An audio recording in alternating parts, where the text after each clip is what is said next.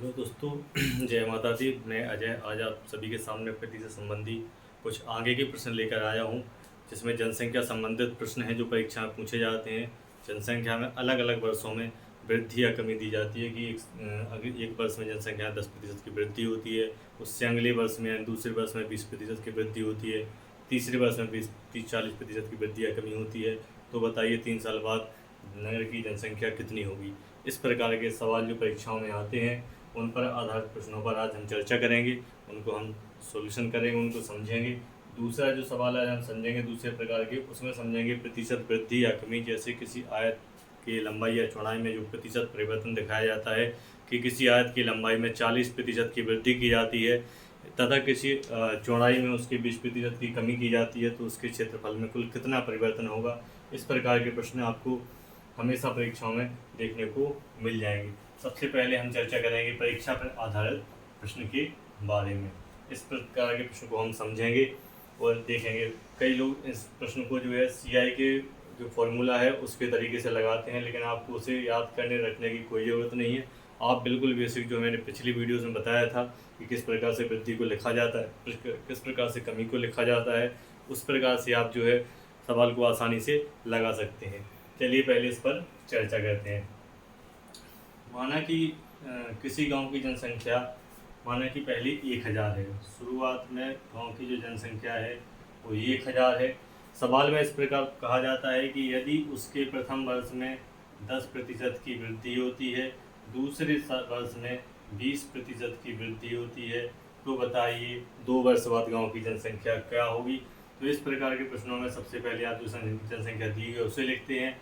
फिर जो 10% की जो वृद्धि हुई है उसे 100 में 10 को जोड़कर यानी 110/100 लिखेंगे उसको, या ये 1 वर्ष बाद की जनसंख्या हो गई है। 2 वर्ष दूसरे वर्ष में 20% की वृद्धि हुई है, तो इसे 120/100 लिख देंगे और हम इसको हल करेंगे। इसका जो भी उत्तर आएगा तो वो 2 वर्ष बाद की जनसंख्या आपके सामने आ जाएगी। 2 वर्ष बाद की जो संख्या होगी जनसंख्या वो आपके सामने आ जाएगी। ना तो इसमें कोई फॉर्मूला रटने की ज़रूरत है, ना ही किसी प्रकार की शॉर्ट ट्रिक। ये बिल्कुल बेसिक है, आप बिल्कुल आसानी से लगा सकते हैं। तो गांव की जनसंख्या पहले 1000 थी, 10% की पहले साल में वृद्धि हुई तो हमने 110 लिख दिया 100 में 10 को जोड़ के। दूसरे साल में 20% की वृद्धि हुई तो हमने 100 में 20 को जोड़कर 120/100 लिख दिया। अब हम इसको हल करेंगे। 1 2 3 4 जीरो से नीचे के 4 जीरो कैंसिल हो जाएंगे। ऊपर बची हुई संख्याएं यानी 11 गुणा 120, इसको हम हल करेंगे तो जो जनसंख्या होगी वो आपकी 1320 हो जाएगी। यानी 2 वर्ष बाद जो जनसंख्या है वो कितनी हो जाएगी, 1320। अब यदि लगातार एक ही दर से वृद्धि हो, हर वर्ष कहा जाए कि 10% की दर से किसी गांव की जनसंख्या में लगातार वृद्धि हो रही है, तो 3 वर्ष बाद उसकी जनसंख्या क्या होगी। तो अगर हर वर्ष 10 वर्ष की वृद्धि होगी तो हम 3 साल तक है तो 3 बार 1/10 गुणा 100 110/100 3 बार उसका हम गुणा करेंगे। जो पूरी पहले की जनसंख्या है उसमें करेंगे, हमें 3 साल बाद की जनसंख्या मिल जाएगी। जैसे यदि कहा जाए कि किसी गांव की जनसंख्या में 12% की दर से समान दर से एक ही दर से वृद्धि हो रही है, तो बताइए 2 वर्ष बाद उसकी जनसंख्या उस गांव की जनसंख्या क्या होगी। तो यदि गांव की जनसंख्या फिर से 1000 मान लें और 2 वर्ष बाद 12% की दर से निकालना है, तो 100 में 12% की वृद्धि को जोड़ेंगे तो 112/100 112/100 2 बार इसका हम गुणा करेंगे, इसको हल करेंगे। इसका जो उत्तर आएगा वही हमारी 2 साल बाद की जनसंख्या हो जाएगी। उम्मीद है आपको समझ में आ रहा होगा। यदि एक वर्ष में वृद्धि होती है, अगले वर्ष में कमी होती है, फिर तीसरे वर्ष में वृद्धि होती है, तब भी आपको कोई घबराने की ज़रूरत नहीं है, ना ही कोई शॉर्ट ट्रिक की ज़रूरत है। सिर्फ आप बिल्कुल इसी मेथड के अनुसार सवाल को लगाते जाएंगे और आप देखेंगे कि इसमें आप बड़ी आसानी से उसको कर पाएंगे।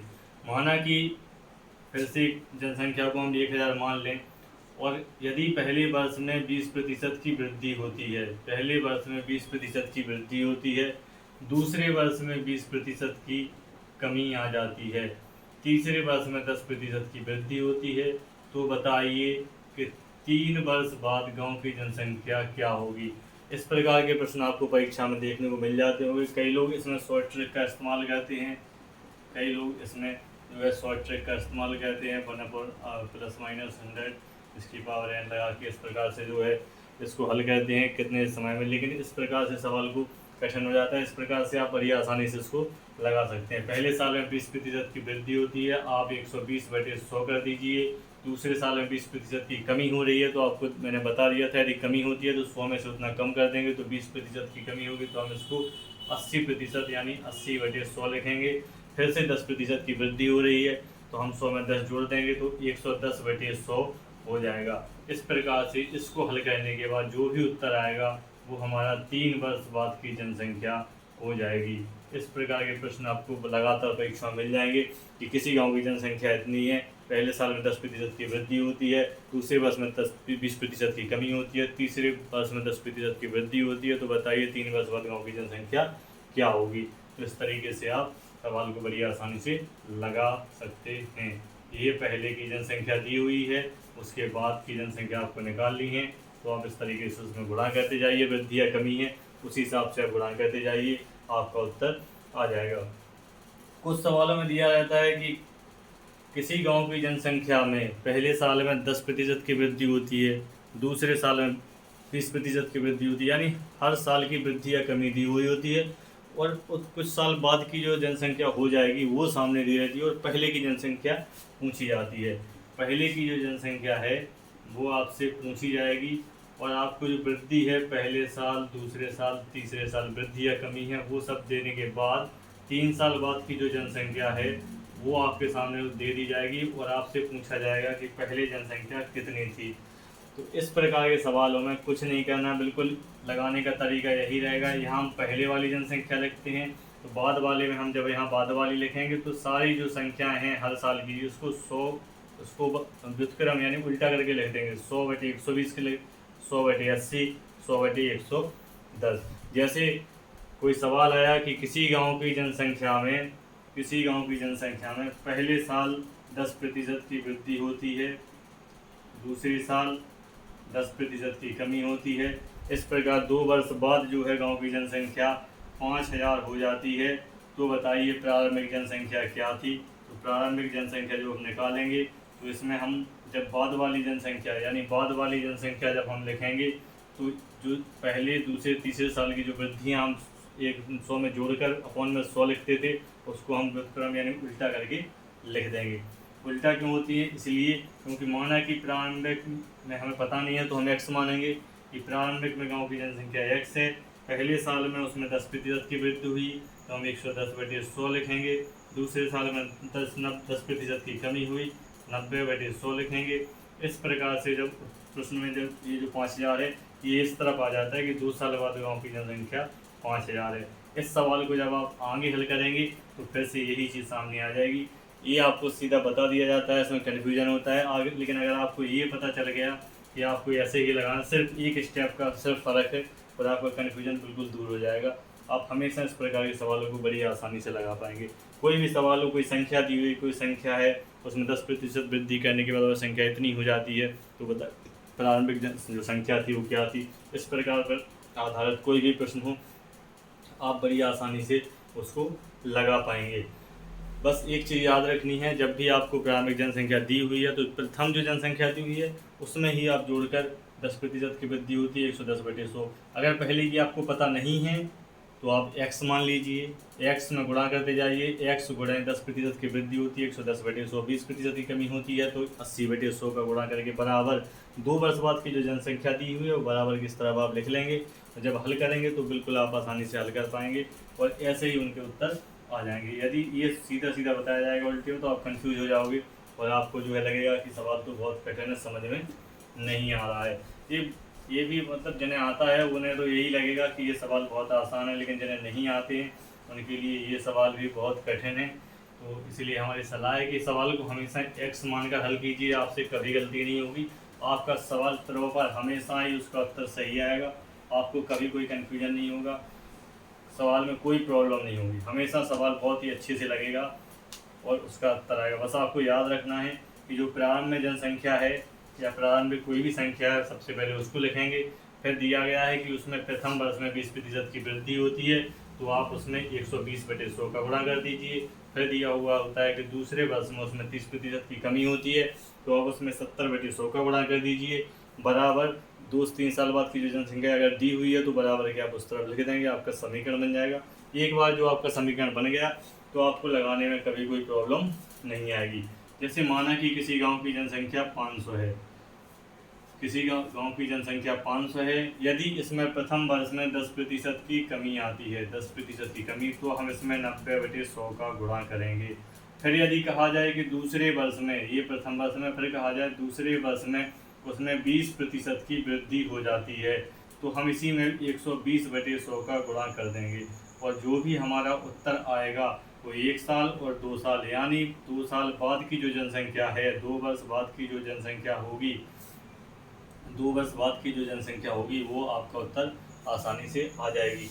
यदि आपसे कहा जाए कि कोई जनसंख्या है, उसमें पहले साल में 30% की कमी होती है, पहले साल में, दूसरे साल में उसमें 40% की वृद्धि होती है, ऐसा करने होने के बाद उस गांव की जनसंख्या जो है 2 साल बाद जो है उस गांव की जनसंख्या 24,000 हो जाती है।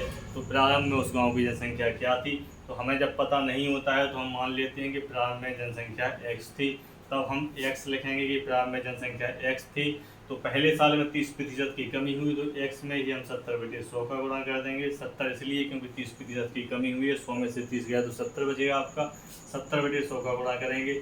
दूसरे वर्ष में 40% की वृद्धि हुई है, तो दूसरे 40% की वृद्धि हुई है तो हम 100 में 40 को जोड़ देंगे, तो ये आपका हो जाएगा 140/100। अब इसको जब आप आगे हल करेंगे, ये समीकरण आपका बनके तैयार हो गया है। अब जब आप उसको हल करेंगे तो आपका उत्तर सामने, जब x बराबर, अब ये जो चीज़ है, ये चीज़ सब ऊपर पहुंच जाएंगी, ये नीचे आ जाएंगी, तो इस तरीके से जो सवाल आ जाएगा वो 24,000 में गुणा होगा, ये सब घूम जाएंगे, तो हो जाएगा 100/70 सॉरी, और 100/140। इस तरीके से जो भी हल करेंगे आपका जो भी उत्तर आएगा वो इस तरीके से आ सकता है। संख्या भी मैंने ऐसे ही लिखी है, हो सकता है वो संख्या कटे ना, लेकिन जो परीक्षा में आएगी वो संख्या प्रॉपर ऐसी आएगी जो आपकी बड़ी आसानी से, आपकी संख्या जो है वो कट जाएंगी और बड़ी आसानी से आपका उत्तर उसमें मिल जाएगा। क्योंकि परीक्षा में जो भी संख्याएं दी हुई होंगी वो हमेशा, क्योंकि जनसंख्या वाले सवाल हैं तो ये पॉइंट में इसका उत्तर नहीं आएगा, सीधा सीधा उत्तर आएगा। तो जो भी संख्या दी होंगी वो बड़ी आसानी से आपकी कट जाएंगी और बड़ी आसानी से आप इसको हल कर सकते हैं, चाहे वो पहले वाली या पूर्व वाली जनसंख्या पूछें या बाद वाली। आपको तो बस एक ही चीज़ याद रखेंगे, पूर्व में जो जनसंख्या है उसमें ही आपको कमी या बढ़ोतरी का गुणा करते करते जाना है, और बराबर के बाद आपको जो बाद की जनसंख्या होगी वही आपकी, यानी आपका अगर हम फॉर्मूला अपने तरीके से बनाएं तो जो पूर्व की जो संख्या है उसमें जो वृद्धि या कमी है, जो वृद्धि या कमी होती है, हम उसका इस तरीके से गुणा करते जाएंगे, 1 साल 2 साल 3 साल जितना भी हम उसका गुणा करते जाएंगे। उसके बाद जितने साल बाद की जो जनसंख्या है वो बाद वाली जनसंख्या को लिख देंगे। इस प्रकार से आपका एक समीकरण बन जाएगा और आप किसी भी प्रकार के प्रश्न को बड़ी आसानी से इस तरीके से लगा पाएंगे। इसमें कोई भी समस्या नहीं है। पहले वाली यदि आपको ये पता है तब आप सीधा सीधा गुणा ही करेंगे और ये आ जाएगा। यदि आपसे पूर्व की संख्या पूछी जाती है और बाद की दी जाती है तब भी आप पूर्व वाली को x मान लेंगे। बाकी 10% की वृद्धि होती है तो 110/100 हो जाएगी। 20% की वृद्धि होती है इसमें तो 120/100 का इसमें गुणा हो जाएगा। बराबर 2 साल बाद जनसंख्या दी हुई होगी तो हम उसे बराबर इस तरफ लिख लेंगे और उसको हल करके बड़ी आसानी से इस प्रकार के सवालों को लगा सकते हैं। उम्मीद है आप सभी को बहुत अच्छे से समझ में आ गया होगा, क्योंकि ये बिल्कुल बेसिक तरीका है, इसमें कोई शॉर्ट ट्रिक नहीं है। ये हमने लिख दिया है, इस वही बात है जो हम बताते हैं कि यदि वृद्धि होती है तो हम इसमें जोड़ देते हैं, कमी होती है तो हम 100 में माइनस कर देते हैं, उसी को हम इस तरीके से गणित की भाषा में अपना लिख देते हैं। चलिए दूसरे प्रकार के जो प्रश्न की भी जो हमने बात करी है, जो दूसरे प्रकार के प्रश्न हमने समझे वो थे प्रतिशत वृद्धि या कमी पर आधारित प्रश्न। यानी कि जब भी किसी चीज़ के में प्रतिशत वृद्धि या कमी की जाती है, माना कि इस प्रकार के प्रश्न भी आते हैं जैसे आयत की लंबाई में 20% की वृद्धि कर दी जाए, चौड़ाई में 10% की कमी कर दी जाए, तो बताइए कि उसके क्षेत्रफल में कुछ कितना परिवर्तन होगा। इस प्रकार के सवालों को करने के लिए सबसे पहले हमें जो पहली शर्त है वो ये है कि जो दोनों संख्याएं हमें कमी या बढ़ोतरी दिखाई दे रही है वो सबसे पहले तो गुणा में होनी चाहिए। जो संख्याएं जो गुणा में होंगी राशियां, उन्हीं के लिए इस प्रकार की जो है आपसे पूछा जाएगा परिवर्तन। और उसके लिए जो बेसिक जो फॉर्मूला सभी लोग लगाते हैं, सबसे पहले हम वो बताते हैं, उसके बाद जो हम अब दूसरा तरीका एक और बताएंगे जो आप आसानी से कर पाएंगे।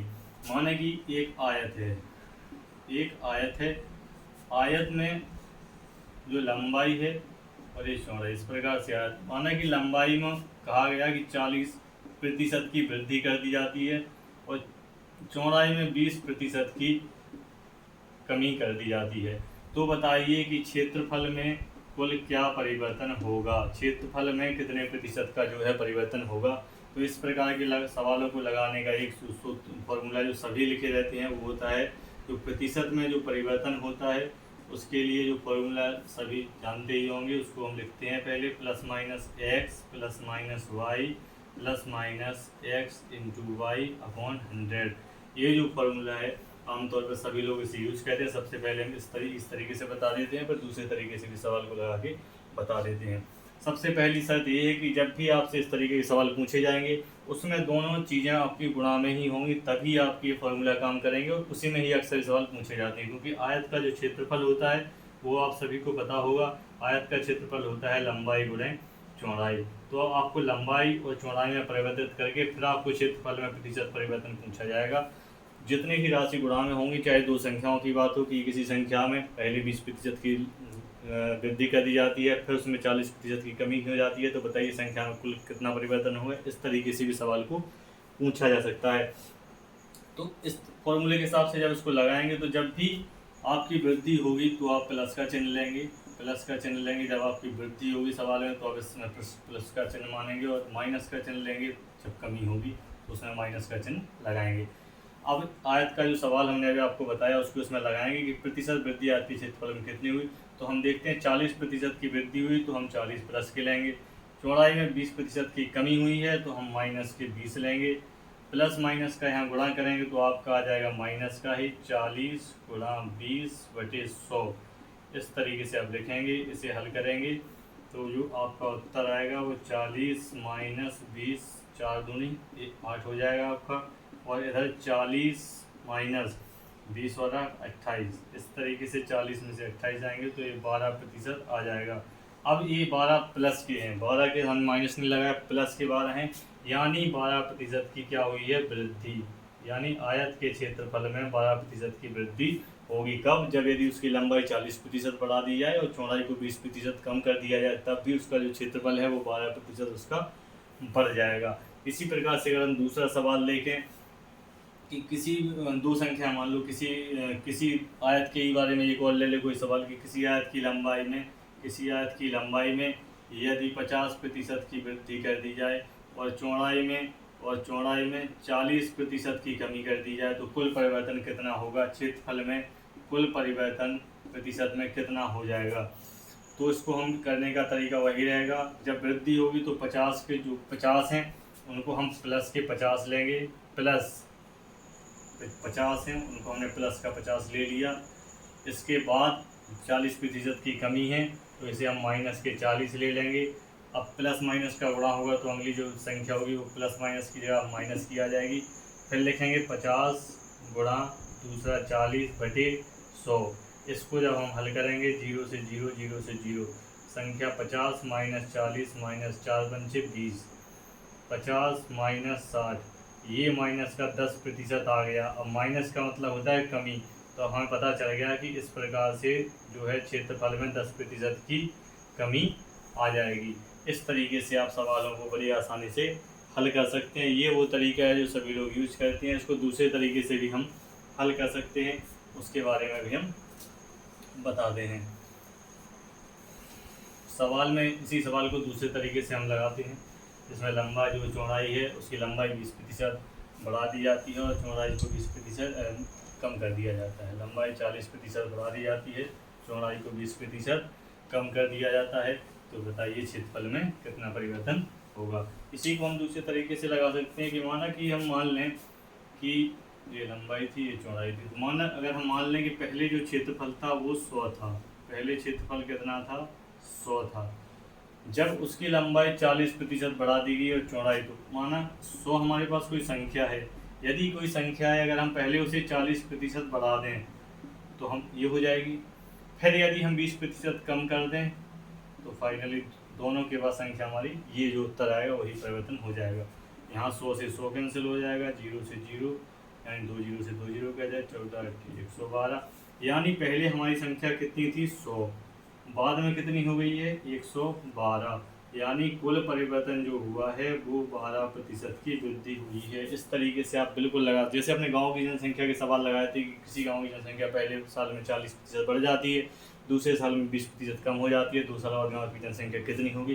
ठीक उसी प्रकार से इन सवालों को भी आप लगा सकते हैं।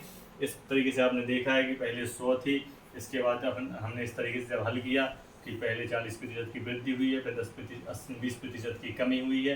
जब हमने इसको हल किया तो 112 आ गया। पहले 100 था, 100 से 112 हो गया, तो कुल 12% की वृद्धि या कमी। इस प्रकार से भी आप सवाल को लगा सकते हैं। माना कि कोई भी जो खर्च पर आधारित सवाल भी इसमें आते रहते हैं। जो खर्च है किसी भी व्यक्ति का, उसमें मूल्य और खपत में परिवर्तन करके आपसे खर्च में परिवर्तन पूछा जाता है कि कितने प्रतिशत जो है खर्च में कमी या वृद्धि होगी। इस प्रकार के प्रश्न भी आपसे पूछे जाते हैं, या इस तरीके के प्रश्न पूछे जाते हैं कि किसी भी बाजार में किसी चीज़ के मूल्य में 20% की वृद्धि हो जाती है, तो बताइए कि कितने प्रतिशत वह कमी करे कि उसका जो है खर्च बराबर रहे, उसका खर्च जो है बढ़े ना। इस प्रकार के प्रश्न आते हैं। पहले हम जो तरीका लगाया उससे ही आप दूसरे प्रश्न पर देखते हैं। खर्च क्या होता है? खर्च जो होता है, खर्च आपके मूल्य, जो भी चीज़ लेते हैं उसके मूल्य और वो जितनी आप उपयोग करते हैं उसकी जितना आप खपत करते हैं उसके बराबर होता है। माना कि आप चीनी का मूल्य 20 रुपये किलो है, 20 रुपये किलो है, और आप 2 किलो चीनी यूज करते हैं, तो आपका जो खर्च होगा वो 40 रुपये हो जाएगा। तो जब भी इस प्रकार के प्रश्न आएंगे, जब भी मूल्य बढ़ेगा खपत बढ़ेगी, ये दोनों गुणा में ही होंगे। हमने पहले बता दिया था, जब भी दोनों चीज़ें गुणा में होंगी तभी आपका वो है, या तो वो फॉर्मूले से आप लगा सकते हैं, या 100 में जोड़ के जो हमने जनसंख्या वाले तरीके से लगाया है उस तरीके से भी आप हल कर सकते हैं। अब हम देखते हैं सवालों को। माना कि किसी चीज़ के मूल्य जो है उसके मूल्य में 35% की वृद्धि कर दी जाती है। किसी वस्तु के मूल्य में 35% की वृद्धि कर दी जाती है, और खपत में जो है 20% कमी आ जाती है, तो बताइए उसके खर्च में क्या परिवर्तन होगा। खर्च में आपको परिवर्तन देखना है तो लगाने के 2 तरीका है। सबसे पहला तरीका जो परिवर्तन है वो फॉर्मूले के हिसाब से अगर लगाएं तो 35 को हम प्लस में लिखेंगे, 20 को माइनस में लिखेंगे, प्लस माइनस का गुणा होगा तो माइनस हो जाएगा। 35 गुणे 20/100, इस तरीके से 20 25 100, 5 7 35। इसको हम आगे हल करेंगे तो 35 माइनस 20 माइनस 7, इसे हम करेंगे 35 माइनस 27, यानी 8%। ये प्लस के हैं तो यानी 8% की वृद्धि उसके खर्चे में हो जाएगी। ये पहला तरीका था। और जो दूसरा तरीका है सेकंड, वो हमारा तरीका जो है, हम पहले मान लेते हैं कि हमारा पहले खर्च 100 था, फिर हमने देखा कि 100 में सबसे पहले 35% की वृद्धि हुई है, तो हमने 135/100 लिख दिया। फिर गुणा में क्या लिखा, 20% की कमी हुई, तो हमने 120% की कमी, तो 80/ हम उसको 100 लिख देंगे। 100 से 100 कट जाएगा, 20 चौको 80, 20 पंचे 100, 5 से काटेंगे इसको तो 27 बार में ये कट जाएगा। 5 दूनी 10, 5 7 35। अब 27 में गुणा 4 का करेंगे तो कितना आ जाएगा, 7 चौको 28, 2 4 दूनी 8 और 2 10, 108। यानी कि पहले जो चीज़ अपने पास 100 थी, 100 खर्च था, वो कितनी हो गई है अब 108, यानी कि इसमें 8% की वृद्धि हो गई है। इस तरीके में ना तो आपको कोई फॉर्मूला रटने की ज़रूरत है, ना x+y x-y कुछ ज़रूरत नहीं है, आपको सीधा सीधा आप लगाएंगे। इस तरीके से आप सवालों को बिल्कुल आसानी से लगा सकते हैं। अच्छा, इसमें इसी प्रकार के सवाल में आता है कि यदि किसी वस्तु के मूल्य में 35% की वृद्धि होती है तो उसके खपत में कितने प्रतिशत की कमी कर दी जाए, कि उसका जो खर्च है वो भी जितना था वैसा ही रहे, उसके खर्च में कोई परिवर्तन ना आए। इस प्रकार के भी सवाल आपको परीक्षाओं में आएंगे। इस प्रकार के सवालों पर हम अगले वीडियो में चर्चा करेंगे, क्योंकि वीडियो लंबा ना हो इसलिए हम आज यहीं तक बताते हैं। इसके आगे हम बिल्कुल इसी दोनों तरीके से हम बताएंगे कि उससे भी कितने आसानी से हल कर सकते हैं। इस तरीके से भी हल कर सकते हैं, फॉर्मूले के तरीके से भी हल कर सकते हैं। दोनों तरीके से आप इन सवालों को बड़ी चुटकियों में लगा सकते हैं। ये मैथ बिल्कुल भी ऐसा नहीं है जैसा दिखाते हैं। ट्रिकों में आप मत पढ़िए, आप हमेशा बेसिक पकड़ के चलिए, एक्स पकड़ के चलिए, सवाल को समझिए, आपको कहीं कोई समस्या नहीं आएगी। मैथ बिल्कुल सरल है, आप लगाइए। कोई भी समस्या आती है आप हमें कमेंट करिए, सवाल को आप लिखिए, हम उसको कमेंट में आप सवाल लिखेंगे, हम उसको बहुत अच्छे से फिर से समझा देंगे। आप बिल्कुल दिमाग में ये जनसंख्या वृद्धि जिस तरीके से कमी निकालते हैं बिल्कुल वैसे ही आप लगाएंगे, आप प्रतिशत वृद्धि या कमी उसमें आप बड़ी आसानी से निकाल पाएंगे। कोई ट्रिक नहीं, कुछ नहीं है आपका, बिल्कुल आसानी से आप मज़ा आ जाएगा आपको लगाने के बाद। और इसके आगे का जो होगा, जैसे मैंने बताया है कि ये एक आपको वृद्धि या कमी दी हुई होगी, दूसरे में बताएंगे कि इसमें कितनी वृद्धि या कमी कर दी जाए कि पहले का जो खर्च था या क्षेत्रफल था वो बराबर ही रहे, बढ़े ना। तो इस प्रकार के सवालों को कैसे लगाना है वो हम आपको अगली वीडियो में बता देंगे, और उससे आगे भी जो चीज़ें हैं वो भी हम आपको बता देंगे। फिलहाल आप इनकी ये जो दो तरीके के सवाल हैं इनका आप अभ्यास करिए। कोई भी समस्या आती है आप हमें कमेंट करिए, और अगर आपको वीडियो अच्छी लगी और मैथ बहुत अच्छी अगर आपको समझ में आ रही है तो प्लीज़ सब्सक्राइब कीजिए, लाइक कीजिए और शेयर भी कीजिए, ताकि और लोगों को भी ये चीज़ काम में आ सके, और जो रटने की विद्या है, ट्रिक की विद्या है, उससे लोग बाहर आ सकें थोड़ा, और बेसिक तरीके से सवालों को लगा सकें। थैंक यू सभी लोगों को, और जय माता दी। आप अगली वीडियो भी देखते रहिए, अगली वीडियो में से आगे का हम हिस्सा लेके आएंगे जैसा कि हमने बताया है। तो आप पढ़ते रहिए, इसका अभ्यास ज़रूर करिए, जो भी समस्याएँ उसको आप कमेंट में लिखिए। हम सभी सवालों के कमेंट जो आएंगे उनको हम, कोई कमेंट में अगर आता है समस्या आती है तो हम उसको हल करके आपको दिखाएंगे। Thank you.